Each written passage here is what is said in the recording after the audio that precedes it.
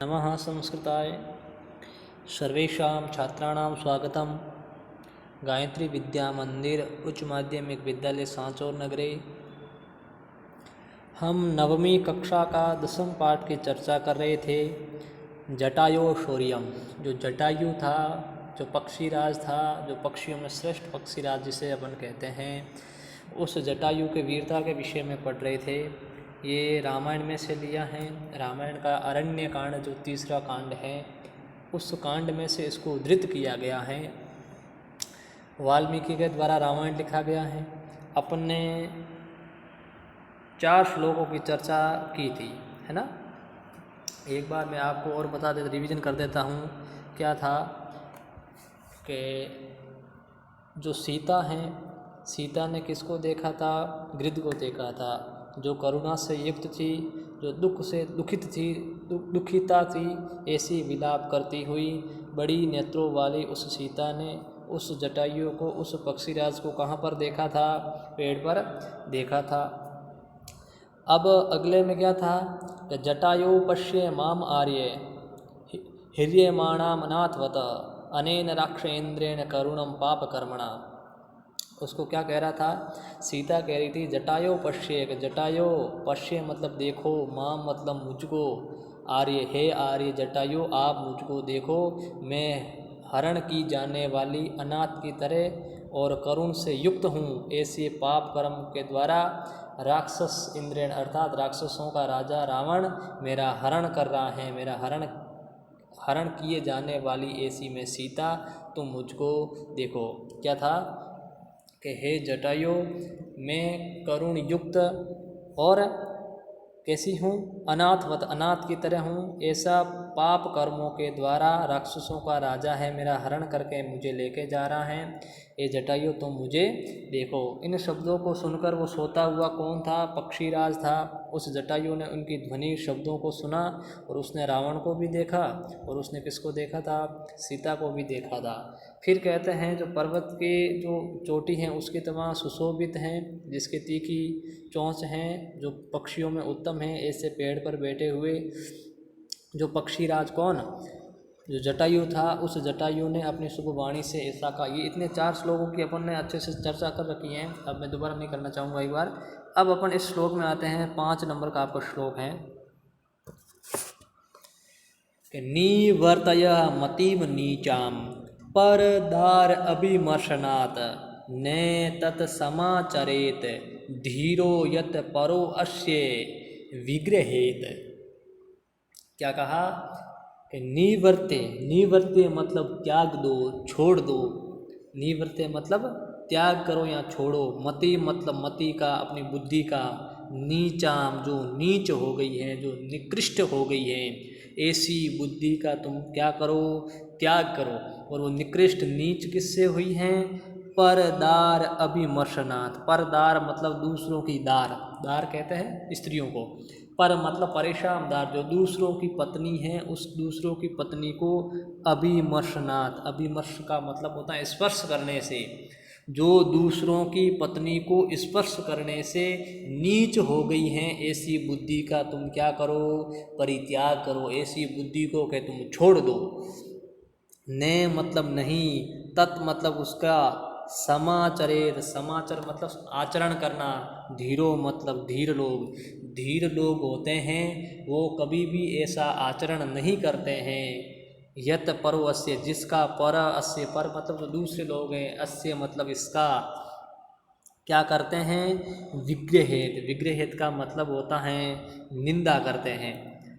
समझ रहे मेरी बात? क्या कहा इसने कि निवर्ते मतिम नीचाम परदार अभिमर्शनात्।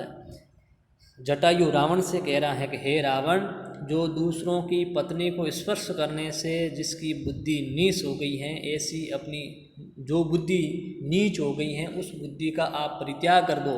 क्योंकि जो बुद्धिमान, जो धीर पुरुष होते हैं, धीर पुरुष कभी भी ऐसी बुद्धि का आचरण नहीं करते हैं जिसका दूसरे लोग उसकी क्या करें? निंदा करें।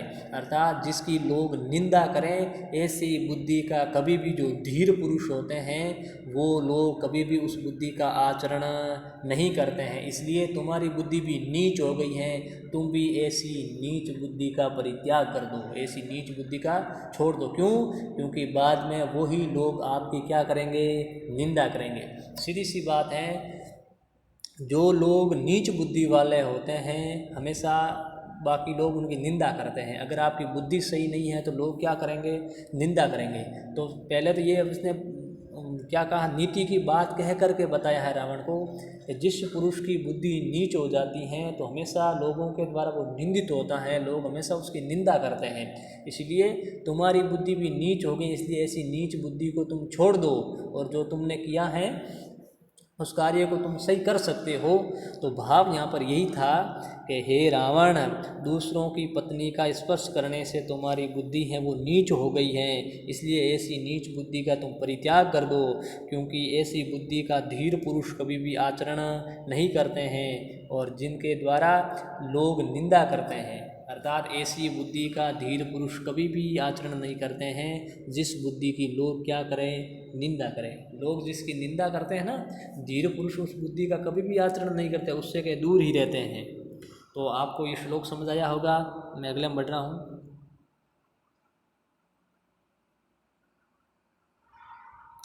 अगला श्लोक है कि वृदो अहम त्वम युवा धन्वी स रतः कवची शरी ने चा अपि आदाय कुशली वैदेहिम ने गमिष्यसि। क्या कहा कि वृदो अहम, मैं तो वृद्ध हो गया हूँ, मैं तो क्या हूँ? बूढ़ा हो गया हूँ। तुम युवा, लेकिन तुम क्या हो? युवा है। ये जटायु रावण को कह रहा है। जटायु रावण से क्या कह रहा है कि वृद्धो अहम, मैं क्या हूँ? मैं वृद्ध हूँ। तुम युवा, तुम युवा हो, धन्वी, और तुम धन्वी हो। धन्वी का मतलब है तुमने धनुष को धारण कर रखा है, इसका मतलब मेरे पास शस्त्र भी नहीं है, तुम्हारे पास धनुष भी धारण कर रखा है। सरथ है, तुम्हारे पास में रथ भी है। कवची, और तुम्हारे पास कवच भी हैं। शरी, और तुम्हारे पास शर कहते हैं बाणों को, तुम्हारे पास बाण भी हैं। फिर भी कह रहा है कि मैं तो बूढ़ा हो गया हूँ, तुम युवा हो, तुम्हारे पास धनुष है, रथ हैं, कवच हैं, बाण सब कुछ हैं। न चा अपि आदाय, फिर भी च मतलब और, अपि मतलब भी, आदाय मतलब लेकर के, कुशली मतलब कुशलता से, वेदे ही मतलब सीता को, मैं मतलब मेरी, गमिष्यसि मतलब जाओगे। फिर भी तुम मेरी सीता को कुशलता से लेकर नहीं जा पाओगे। अर्थात तुम कुशलता से, तुम कहते हो मैं आसानी से इस सीता को लेकर चला जाऊंगा, तो ऐसा तुम सोच रहे हो तो गलत सोच रहे हो। भले ही मैं बूढ़ा हूँ, तुम्हारे पास, तुम युवा हो, तुम धनुर्धर हो, तुम्हारे पास रथ कवच बाण वगैरह सब कुछ हैं, फिर भी तुम मेरी इस सीता को, मेरी माता सीता को कुशलता से यहाँ से नहीं ले जा सकते। श्लोक समझ में आया आपको? गरुड़ रावण से क्या कह रहा है कि मैं बूढ़ा हो गया हूँ, तुम युवा हो, तुम धनुर्धर हो, तुम्हारे पास में रथ हैं, कवच हैं, बाण सब कुछ हैं, फिर भी तुम इस सीता को कुशलता से लेकर के ने गमिष्यसि नहीं जा सकते हो, नहीं जा सकोगे। तुम सीता को आसानी से यहाँ से ले नहीं जा सकते। समझाया श्लोक? अगले श्लोक में बढ़ रहा हूँ मैं। तस्य तीक्ष्ण नखाभ्याम तु चरणाभ्याम महाबला चकार बहुधा गात्रे वर्णान पतग सतमः। तस्य मतलब उसके, उसके किसके? उस रावण के, तीक्ष्ण नखाभ्याम तीखे नाखूनों से युक्त, तू मतलब तो, चरणाभ्याम अपने चरणों से, अपने पैरों से, अर्थात तीखे तीखे नखों से युक्त अपने चरणों के माध्यम से, किसने? महाबलय। महाबलय कौन है? ये कौन? ये पतग सततम है ना, ये पतग सततम का मतलब होता है जो सभी पक्षियों में श्रेष्ठ हैं, ऐसा ये इसका विशेषण है, ध्यान रखना। ये दोनों ही किसके विशेषण हैं? ये जटायु के विशेषण है। तो जटायु एक तो महाबल है, दूसरा क्या है? पतग सत्तामह, अर्थात पक्षियों में श्रेष्ठ हैं। तो उस पक्षियों में श्रेष्ठ महाबली जटायु के द्वारा तीखे नाखूनों वाले अपने चरणों से, चकार मतलब कर दिए, बहुधा मतलब बहुत सारे, गात्रे मतलब शरीर पर, वृणान, वृणान का मतलब होता है घाव, उसने उस रावण के शरीर पर बहुत सारे घाव कर दिए। श्लोक और दोबारा देखो कि तस्य, पहले यहाँ से स्टार्ट करो।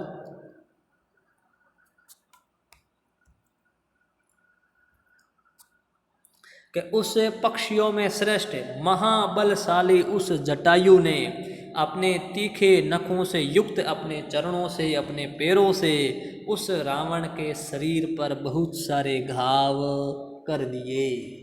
श्लोक समझे आप? तस्य मतलब उस रावण के तीक्ष्ण नखाभ्याम तीखे नखों वाले तो मतलब तो किसके चरणों से अपने पैरों से उस महाबलशाली ने चकार मतलब कर दिए, बहुधा मतलब बहुत सारे, गात्रे मतलब शरीर पर, व्रणान मतलब घाव, उसने रावण के शरीर पर बहुत सारे घाव कर दिए। किसने? उस पक्षियों में श्रेष्ठ महाबलशाली उस जटायु ने अपने तीखे नाखूनों वाले पैरों से उसके शरीर पर क्या कर दिए? घाव कर दिए। श्लोक समझ में आया आपको? आगे बढ़ रहा हूँ। ये देखो आपको दिख रहा है ना रावण,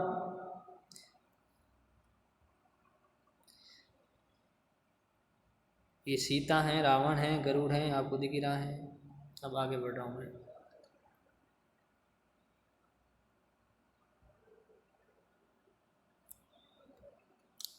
अब कहते हैं ततो अस्य शेषरम चा अपम मुक्ता मणिविभूषितम चरणाभ्याम महातेजा बभंज बभंज अस्य महद्धनु। क्या कहा? ततो अस्य, उसके बाद, अस्य मतलब इसके, शेषरम, शेषरम का मतलब होता है सर के साथ में, सर कहते हैं बाणों को, बाणों के साथ में, चा अपम और भी, क्या?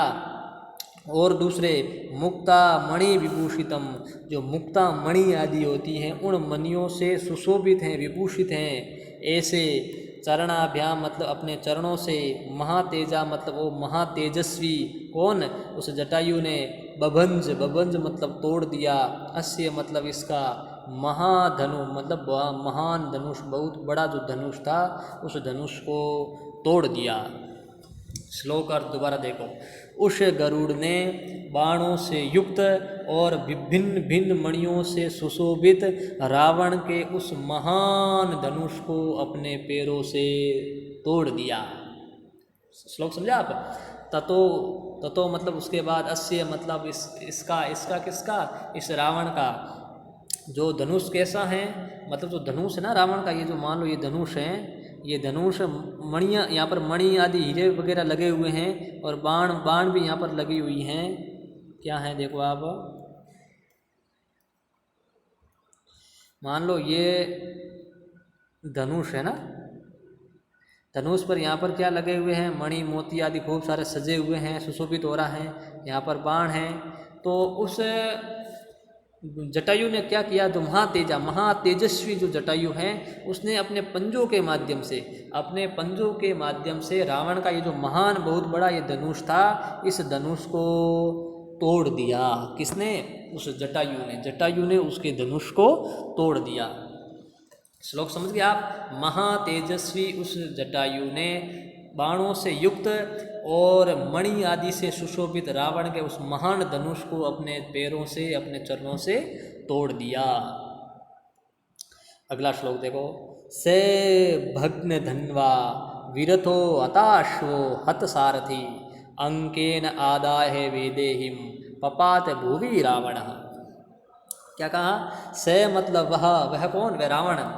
भग्न धन्वा, जिसकी धनुष भग्न हो गई हैं, टूट गई हैं, ऐसा रावण। और रावण कैसा है? वीरथो मतलब जो रथ से रहित हो गया है, रथ से विहीन हो गया है, ऐसा रावण। और हताशो, जिसके अश्व हैं वो हत मतलब मर गए हैं, मारे गए हैं, ऐसा रावण। हत सारथी, और उसका जिसका सारथी भी मारा गया है, वह रावण। अंकेन आदाय, अपनी गोद में लेकर के, किसको? वेदेहिम अर्थात सीता को, पपात मतलब गिर गया, भूमि मतलब उस भूमि पर, रावण मतलब वो रावण। क्या कहा? जिसकी धनुष टूट गई है और जो रथ से विहीन हो गया है, जिसके घोड़े मर गए हैं, जिसका सारथी मर गया है, ऐसा वो रावण सीता को अपनी गोद में लेकर के अपने पास पकड़ करके धरती पर या भूमि पर, पपात मतलब गिर गया, वो अब धरती पर गिर गया। कहने का मतलब उस जटायु ने उसके सैनिक, वो सारथी था, सारथी को मार दिया, उसके घोड़ों को मार दिया, उसके रथ को तोड़ दिया, उसकी धनुष को तोड़ दिया, सब कुछ तोड़ दिया। तो अब वो ऐसा जो रावण है वो सीता को पकड़ करके कहाँ गिर गया है? अब जमीन पर नीचे गिर गया है। तो श्लोक आपको समझ में आया? अर्थात टूटे हुए धनुष वाला, रथ से विहीन हुआ, जिसके अश्व मर गए हैं और जिसका सारथी मर गया है, ऐसा ये रावण सीता को अपनी गोद में लेकर के धरती पर गिर गया। श्लोक समझाया आपको? अगले श्लोक में बढ़ रहा हूं मैं।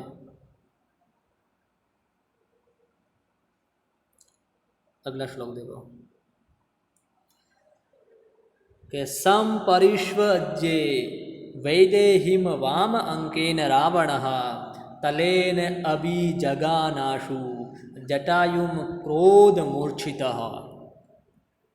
क्या कहा?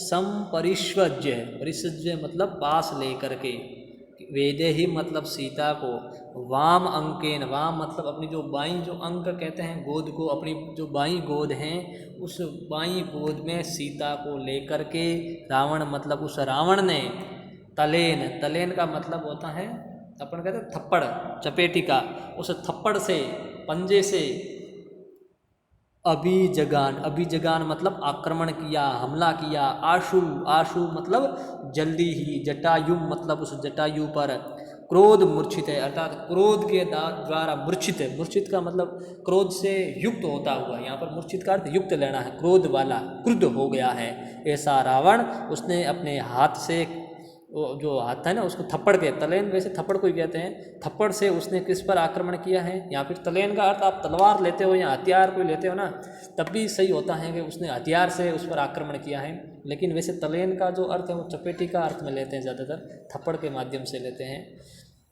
तो उसने थप्पड़ से जल्दी ही उस जटायु पर क्या किया? आक्रमण किया। दोबारा देखो, सबसे पहले क्रोध मूर्छित, यहाँ से स्टार्ट करो।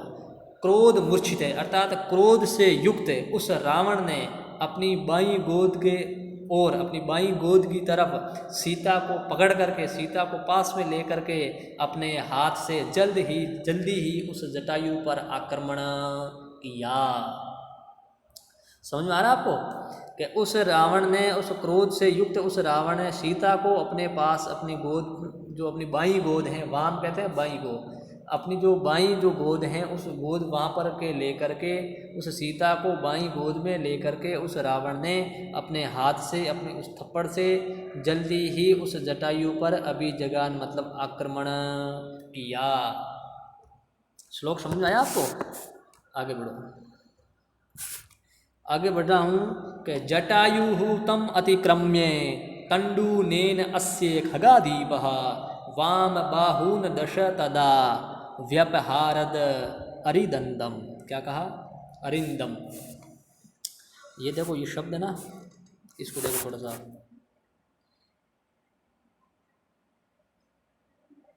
ये ऐसा है, व्यपहरत है, व्यपहरत क्या है? व्यापहरत, व्यापहरत, और ये है